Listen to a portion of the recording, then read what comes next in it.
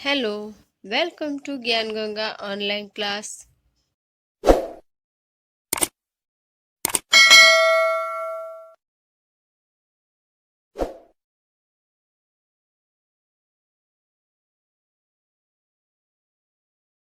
आज हम कक्षा 7 का विषय हिंदी पाठ 4 स्वामी विवेकानंद पढ़ेंगे। पहले हम लेखक परिचय ले लेते हैं। मुंशी प्रेमचंद जी का जन्म सन 1880 ईस्वी में हुआ था और उनका निधन 1936 ईस्वी में हुआ। उपन्यास सम्राट के रूप में प्रसिद्ध मुंशी प्रेमचंद जी का जन्म उत्तर प्रदेश के वाराणसी जिले के लहमी नामक गांव में हुआ था। उनका वास्तविक नाम धनपत राय था। डिप्टी इंस्पेक्टर की नौकरी छोड़कर वे साहित्य क्षेत्र में आए। नवाब राय उपन्यास से लिखित सोजे वतन कहानी संग्रह राष्ट्रीयता के स्वर को बुलंद करता था। परिणाम स्वरूप उर्दू की अपेक्षा हिंदी पाठकों की रुचि से प्रभावित होकर हिंदी लेखन को समर्पित हुए। उनकी प्रथम हिंदी कहानी पंच परमेश्वर है। लगभग 300 कहानियां तथा 12 उपन्यास लिखकर वे हिंदी साहित्य जगत में अमर हो गए। प्रस्तुत पाठ्य स्वामी विवेकानंद जी के जीवन चरित्र पर आधारित है। ईस्वी सन 1863 में जन्मे नरेंद्र की मृत्यु 4 जुलाई 1902 ईस्वी में हुई। स्वामी रामकृष्ण परमहंस से प्रभावित नरेंद्र ने भारतीय नवजागरण की शंख ध्वनि की। आध्यात्मिक चेतना स्वरूप स्वामी विवेकानंद आज भी हमारे पथ प्रदर्शक है। स्वामी जी द्वारा स्थापित ज्ञान और कर्म के इस अद्भुत समन्वय का दिग्दर्शक कितना विशद यानी व्यापक रूप से प्रेमचंद द्वारा लिखित प्रस्तुत जीवनी में हुआ है। इस पाठ में आए कुछ कठिन शब्दों को जान लेते हैं। अनुयायी अर्थात अनुसरण करने वाला। पिपासा अर्थात प्यास या इच्छा। अस्तित्व यानी विद्यमान या सत्ता। अद्वितीय यानी जिसके समान दूसरा न हो। अगोचर अप्रकट। उत्कंठित यानी उत्सुक। आलोकित यानी प्रकाशित। अगाध यानी अथाह। अभ्यर्थना अर्थात निवेदन। ख्याति अर्थात प्रसिद्धि। भीरुता यानी कायरता। वक्रता यानी भाषण या व्याख्यान। ओजीची यानी तेजस्वी शक्तिशाली। आत्मानुभूति अर्थात आत्मज्ञान। उत्थान यानी उन्नति। उद्घोष यानी घोषणा या मुनादी। सांत्वना यानी आत्म आश्वासन। विषदग्रस्त यानी खिन्न उदास या दुखी। अंतर्दृष्टि यानी अंतर्बोध। स्वामी विवेकानंद जी का जन्म सन 1863 ईस्वी में हुआ। बचपन में उनका नाम नरेंद्र था। वे प्रारंभ से ही होनहार दिखाई देते थे। उन्होंने अंग्रेजी स्कूल में शिक्षा पाई और सन 1884 में वे बीए की डिग्री प्राप्त की। बचपन से ही उनके अंदर प्रबल आध्यात्मिक भूख थी। भूख है ने चाह थी। कुछ दिनों तक वे ब्राह्मण समाज के अनुयायी रहे। वे नित्य प्रार्थना में सम्मिलित होते। गला बहुत ही अच्छा होने के कारण कीर्तन समाज में उनका बड़ा आदर था, पर ब्रह्म समाज के सिद्धांत उनकी प्यास न बुझा सके, अर्थात उनकी इच्छा समाधान न कर सके। अतः सत्य की खोज में वे इधर उधर भटकने लगे। उन दिनों स्वामी रामकृष्ण परमहंस के प्रति लोगों की बड़ी श्रद्धा यानी भक्ति थी। नवयुवक नरेंद्र ने भी उनकी सत्संग से लाभ उठाना आरंभ किया और धीरे धीरे उनके उपदेशों से वे इतने प्रभावित हुए कि उनकी भक्ति मंडली में सम्मिलित हो गए। उपदेशों से वे बहुत प्रभावित हुए और उनके साथ वे मिल गए। उस सच्चे गुरु से अध्यात्म तत्व और वेदांत रहस्य जानकर युवक नरेंद्र की आध्यात्मिक पिपासा शांत हुई। उनकी गुरु भक्ति, गुरु पूजा की वैराग्य वृत्ति अधिकाधिक बढ़ती ही गई। स्वामी विवेकानंद ने गुरुदेव के प्रथम दर्शन का वर्णन इस प्रकार किया। देखने में वे बिल्कुल साधारण आदमी मालूम होते थे। उनके रूप में कोई विशेषता न थी। बोली बहुत ही सरल और सीधी थी। मैंने मन में सोचा कि क्या संभव है कि यह सिद्ध पुरुष हो। मैं धीरे धीरे उनके पास पहुंचा और उनसे वे प्रश्न पूछे जो मैं अक्सर औरों से पूछा करता था। महाराज, क्या आप ईश्वर के अस्तित्व में विश्वास रखते हैं? अस्तित्व यानी उनके होने पे, वो मौजूद है या नहीं, ईश्वर मौजूद है या नहीं। उन्होंने जवाब दिया, हाँ। मैंने फिर पूछा, क्या आप उसका अस्तित्व सिद्ध कर सकते हैं? जवाब मिला, हाँ। मैंने फिर पूछा, कैसे? तो जवाब मिला, मैं उसे वैसे ही देखता हूँ, ठीक वैसे ही देखता हूँ जैसे तुम्हें। परमहंस जी की वाणी में बिजली की सी शक्ति थी जो संशयात्मक को तत्क्षण ठीक रास्ते पर लगा देती थी।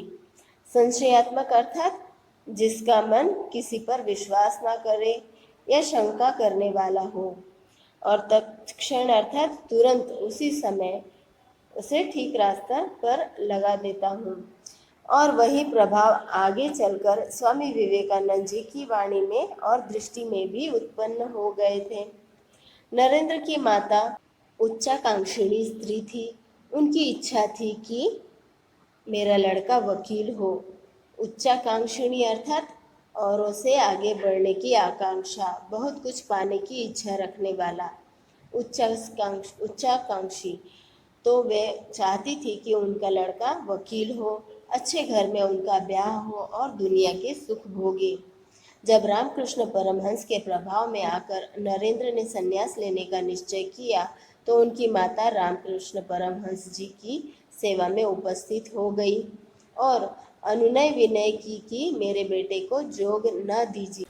पर जिस हृदय ने शाश्वत प्रेम और आत्मानुभूति के आनंद का स्वाद पा लिया हो, उसे लौकिक सुख भोग कब अपनी ओर खींच सकते हैं। नरेंद्र नाथ की वैराग्य वृत्ति अधिकाधिक बढ़ती ही गई। विवेकानंद मानव सेवा को ही अपने सच्चे आध्यात्मिक ज्ञान की सर्वोच्च कोटि मानते थे। सर्वोच्च यानी उच्च, उत्तम कोटि के मानते थे। रामकृष्ण परमहंस की महान समाधि के बाद शिष्यों के नेतृत्व का भार नरेंद्र पर ही आ गया।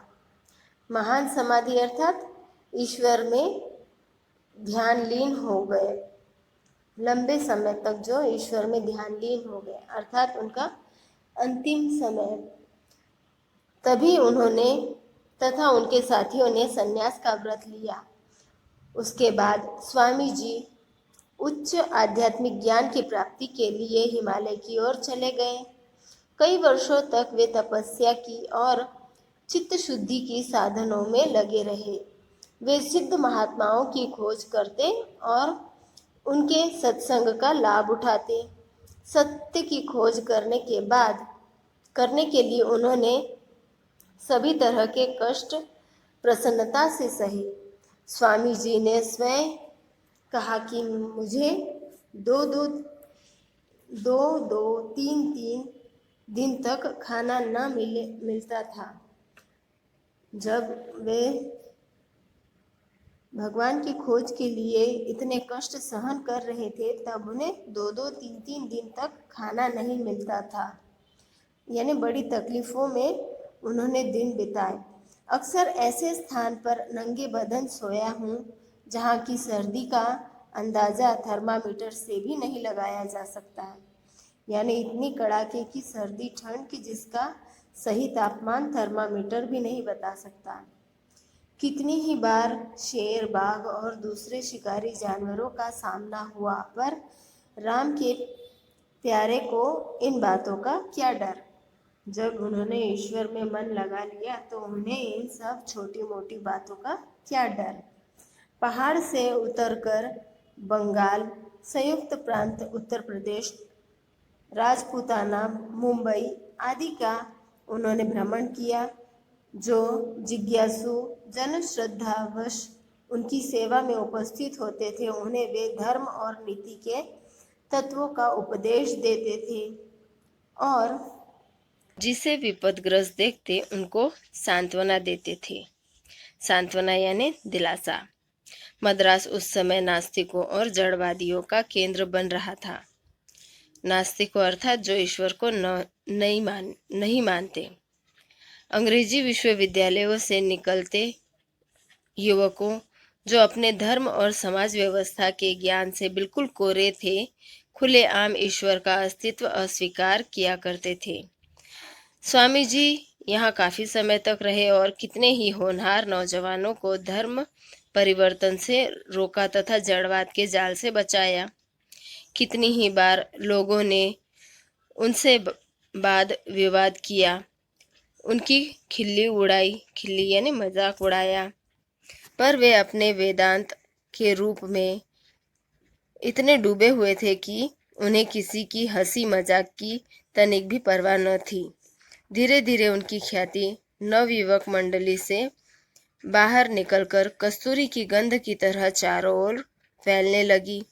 बड़े बड़े धनी मानी लोग उनके भक्त और शिष्य बन गए और उनसे नीति तथा वेदांत तत्व के उपदेश लिए।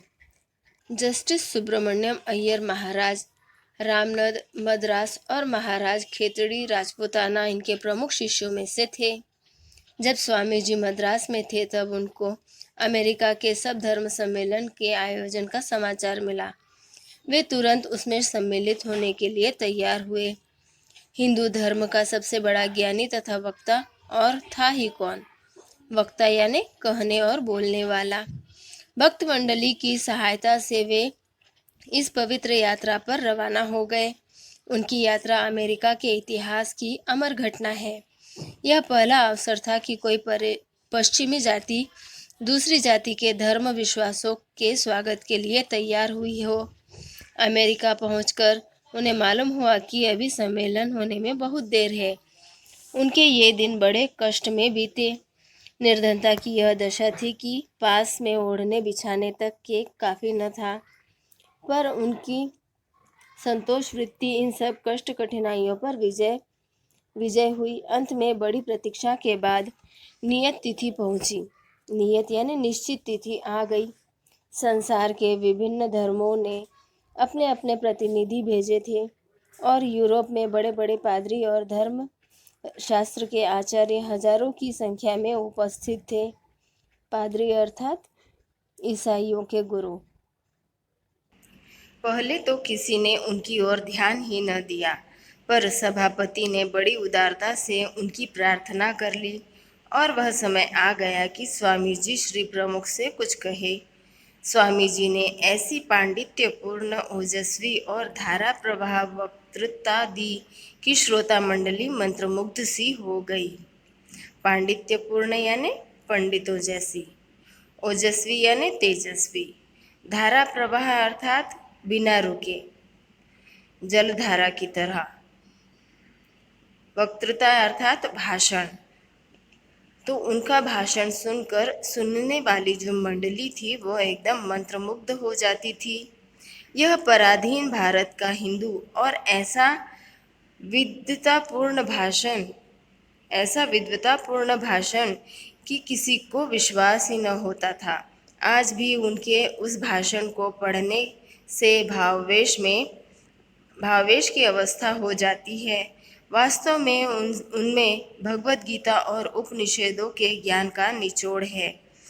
उसका सारांश यह है, हिंदू धर्म का आधार किसी विशेष सिद्धांतों को मानना या कुछ विशेष विधि विधानों का पालन करना नहीं है। हिंदू का हृदय शब्दों और सिद्धांतों से तृप्ति लाभ नहीं कर सकता। अगर कोई ऐसे लोग हैं जो हमारी स्थूल दृष्टि के लिए अगोचर है, तो हिंदू उस दुनिया की सैर करना चाहता है।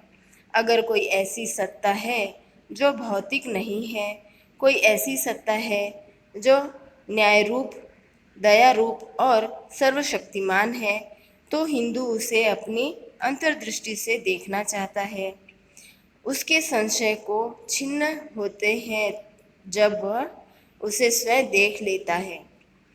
कर्म को केवल कर्तव्य समझकर करना, उसमें फल या सुख दुख की भावना न रखना ऐसी बात थी जिसे पश्चिम वाले अब तक सर्वथा अपरिचित थे। स्वामी जी के ओजस्वी भाषण और सच्चाई भरे उपदेशों से लोग इतने प्रभावित हुए कि अमेरिका के अखबार बड़ी श्रद्धा और सम्मान के शब्दों में स्वामी जी की बढ़ाई छापने लगे। उनकी वाणी में वह दिव्य प्रभाव था कि सुनने वाला आत्मविस्मृत हो जाते थे। अमेरिका में स्वामी जी के भक्तों की संख्या दिनों दिन बढ़ने लगी। चारों ओर जिज्ञासु उनके पास पहुंचते और अपने अपने नगर में पधारने का अनुरोध करते। स्वामी जी को अक्सर दिन दिन भर व्यस्त रहना पड़ता। बड़े बड़े प्रोफेसरों और विद्वानों ने आकर उनके उपदेशों को अपने हृदय में स्थान दिया और उनका शिष्यत्व ग्रहण किया। आज के लिए बस इतना ही। फिर मिलते हैं भाग 2 में अगले वीडियो में। तब तक के लिए धन्यवाद।